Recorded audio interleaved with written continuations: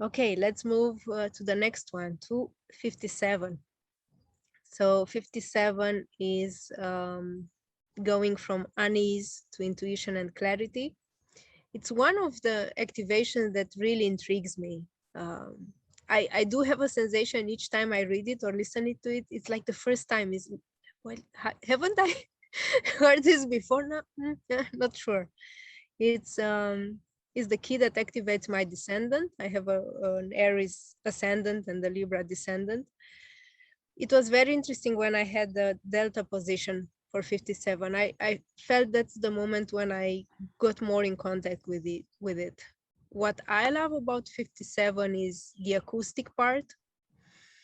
Um, how important for people having 57 is to like the voice of someone, to like the tone the other one uses. And I think this is not here just in 57.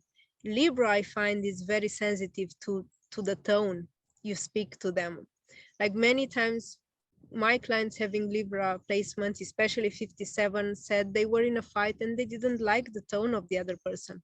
Or, well, Libra doesn't look like to be in a fight, but the fact that the other one didn't speak with a tone that was right, or that kind of extra, it's like, hey, calm down. And the effect of too much noise that the 57 hears is that it gets them a bit out of their intuition. They don't hear it anymore.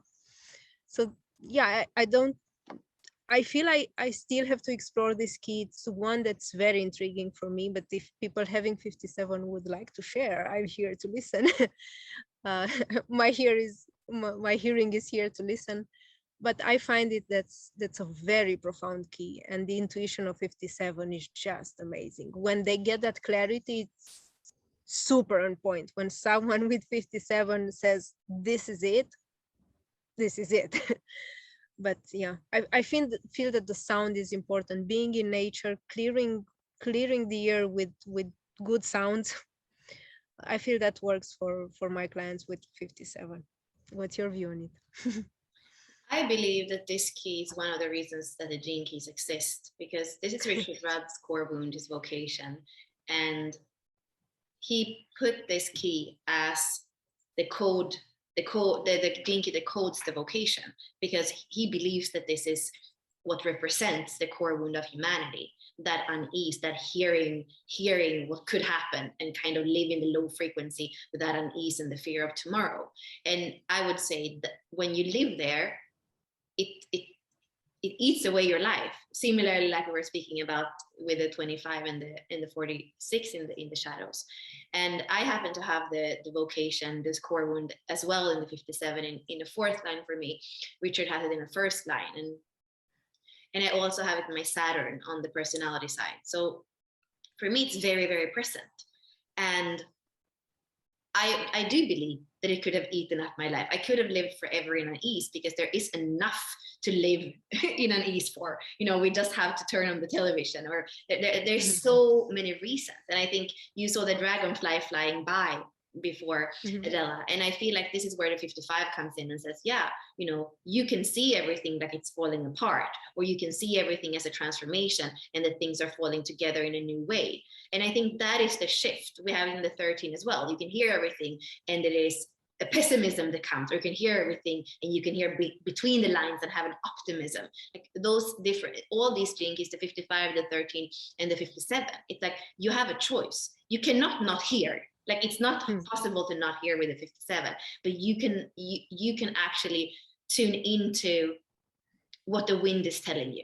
And sometimes you don't hear the subtle wind because you're kind of listening to the storm or something. There is something with also listening under some of the noise. And I think when you're saying that, it's very, sometimes I'm on a webinar and somebody's showing something. Maybe they're like showing something physical, but like you say, there's something with their voice that just really distracts me and I can't stand. And then if I turn off the thing and I can just like maybe follow how they move, then I can find my harmony again. So very much similarly to the 50 we're going to speak about too, it can feel when something is slightly off harmony. And I mean, the way back into the gift frequency is to start to listen to that, to your intuition, listen to that gentle wind. I also think for me, there's a double thing because I have a fourth line in my vocation in the 57. It's gentleness. It's the gentle wind in the I Ching. So for me, the best way of starting to listen to intuition, it's a gentleness. Because if you're not gentle, you're gonna be like, no, oh, you're so sensitive. You know, that's not a problem. But if you start becoming softer, if you start becoming more gentle, that's when your intuition can become, in a good way, you know, more loud and speak to you. And I would like to change the city back to what Richard had originally, which is clairaudience, because I believe that really it's about hearing the truth and knowing that the truth that you hear is your truth. It's not necessarily the truth for everybody, but the only truth you really need to have as like here as a being is your own truth. So clairaudience is a very good word for the higher frequency of this gene key.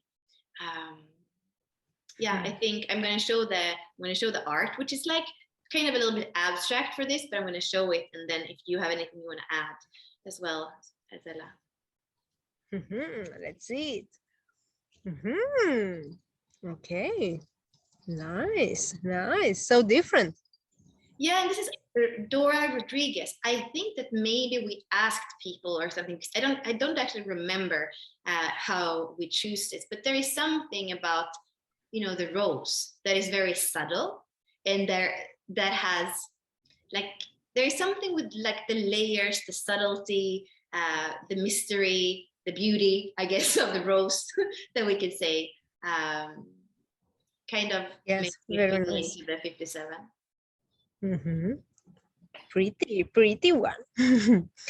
What I felt like adding about 57 is the stone. The stone is the topaz, and there are many types of topaz. It's a nice one. It's very pretty. Any Libra would like a topaz.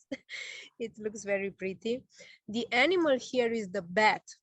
And I think the bat, as we already know, a lot is spoken about the bat and the sensitivity they have to noise and to hearing and their special way of communication. I think that's very relevant for 57 here. So it's a very nice energy. The bat, I think we have to learn from him, from him or her,